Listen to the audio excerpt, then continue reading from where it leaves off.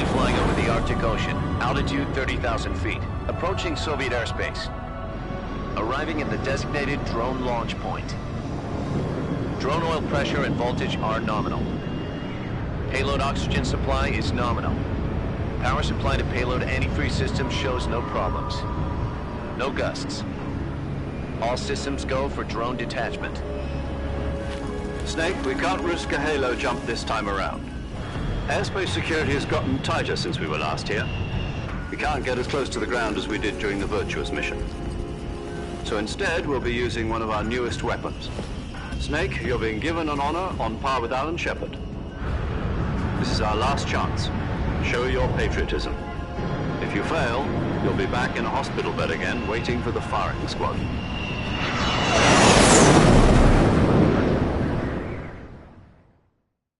So how does it feel to be a patient in one of the most advanced ICUs in the world? Would you do me a favor and tell the suits about visiting hours? I'll never get better with them assaulting me day and night with their questions. Must be part of the top brass's inquiry. More like an interrogation. According to them, I'm a traitor and an accomplice to the boss's defection. They're just looking for a scapegoat. Does that mean they're after you, too? Let's just say neither one of us is going to be made a national hero out of this. Does this mean Fox is going to die? No. This fox is still one step ahead of the hounds. The reason I came to see you today, Jack, it's time for Fox to clear its name. What are you talking about? The situation has changed. We've still got a chance to come out of this one alive. Yeah, what kind of chance? Don't get too excited. Here, have a cigar. It's Cuban.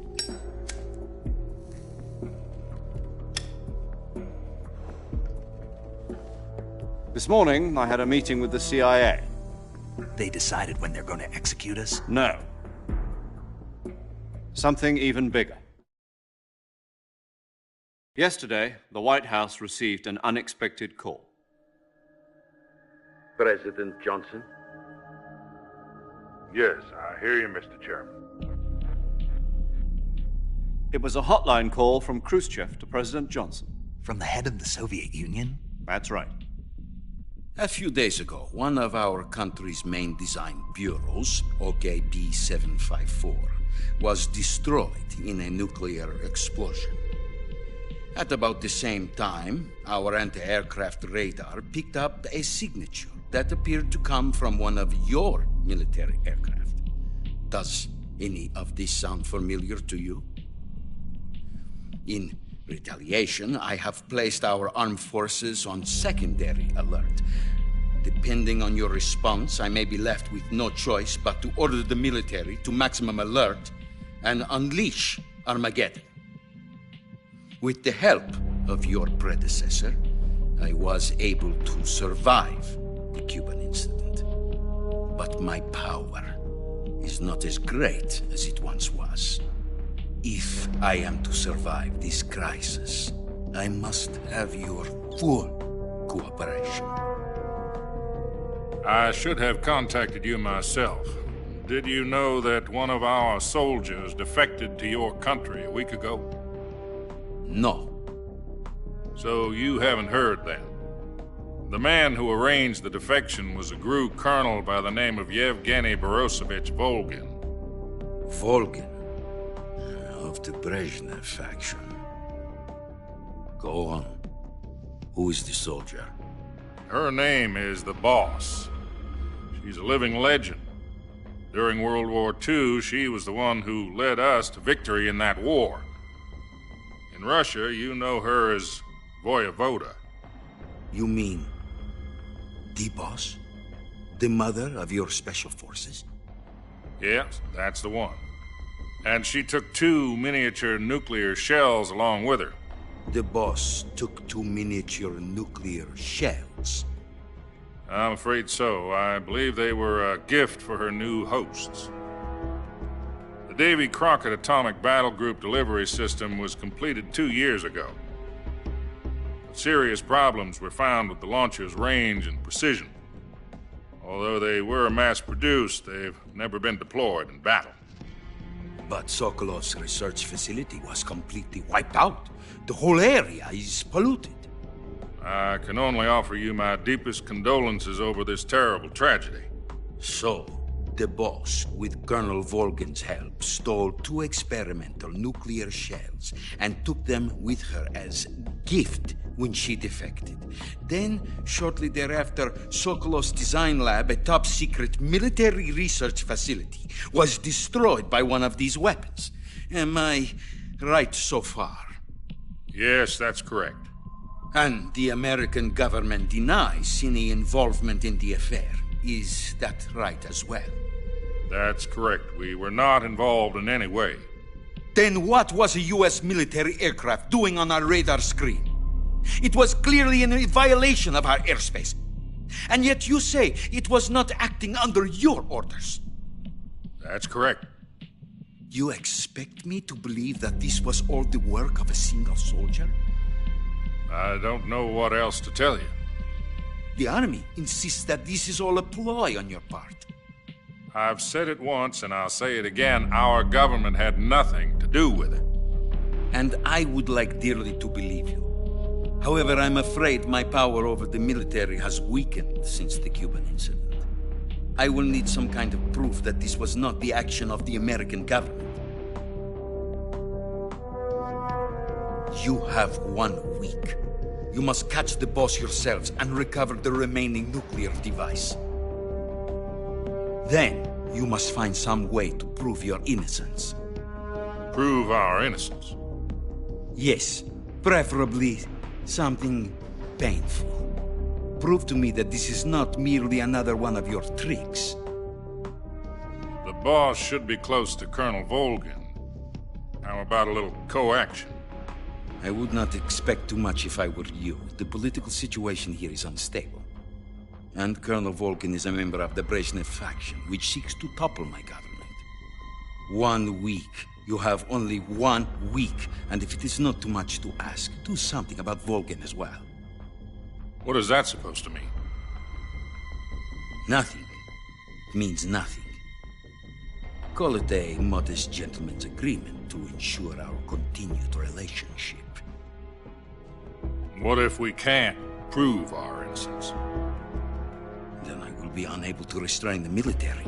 I will be ousted, and they will seek their revenge. A nuclear attack on the United States? I leave the disposal of this situation entirely to your discretion, Mr. President. Disposal, huh? If you fail, it will mean the beginning of a new world war.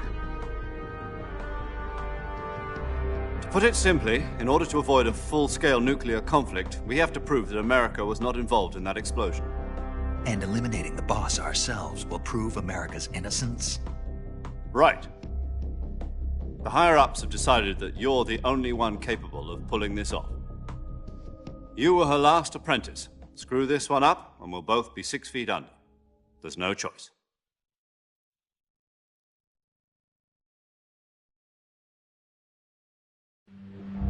Are the Russians going to be helping us?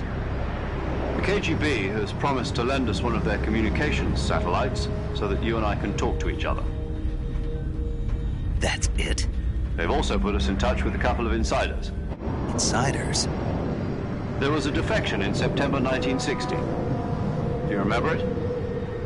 You mean the 2 NSA codebreakers who went over to the Soviet Union? Precisely.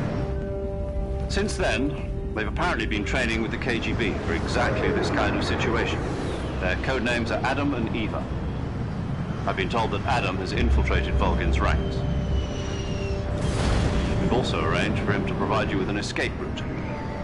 You'll need to rendezvous with him when you get there.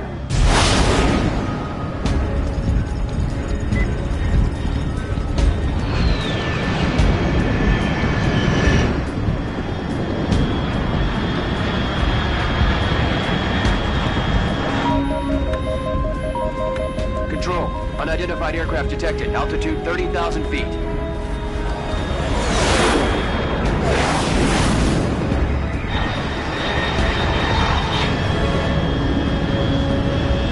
It's fast. Estimated airspeed exceeding Mach 3. Bearing south. I'm about to lose it.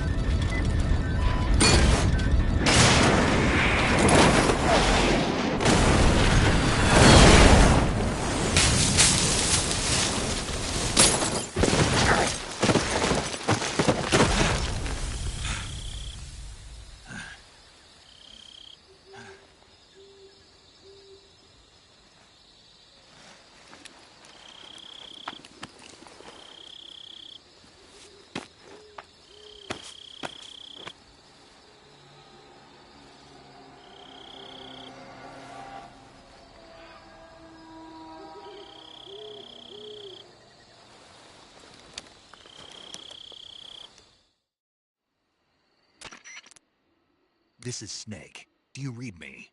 Loud and clear. Glad to see you landed safely. I got blown pretty far off target. Snake, let's go over your mission objectives one more time. Rescue Sokolov. Find out what's happened to the Shagohod, then destroy it. And finally, eliminate the boss. Eliminate the boss. This mission will be codenamed Operation Snake Eater. Because I'll be taking on the boss in our Cobra unit, right? Don't forget about Colonel Volgin. I'm not a hired killer. I know, but that was the Kremlin's demand. Demand? You mean it wasn't just a request? What's it to us if the Khrushchev regime is threatened by the Colonel and his faction? If supporting the current regime helps us avoid a nuclear exchange, then that's what we'll do. And what are the CIA's demands? Our priorities are the rescue of Sokolov and the destruction of the Shagohod. Roger that, Major Tom. Hold on, Snake. What now? I'm changing my codename. It turns out Tom wasn't the most auspicious choice. What do you mean? Well, the truth is, when I chose my codename, I picked the wrong one. The wrong one? Did you ever see the movie The Great Escape? It came out last year.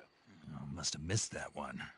Anyway, it's based on a true story about prisoners who escaped from a POW camp in Nazi Germany. The prisoners dig 3 tunnels as part of their plan, but the Nazis find 2 of the tunnels before they're finished. The prisoners succeed in escaping by using the last remaining tunnel. The names of those 3 tunnels were Dick, Harry, and Tom. I get it. You used the name of the tunnel they escaped in as your code name because you thought it would bring you good luck. Yes, that's exactly right. At least, that was the plan. But But I got the name wrong. The one they escaped in was Harry. Tom was one of the unlucky.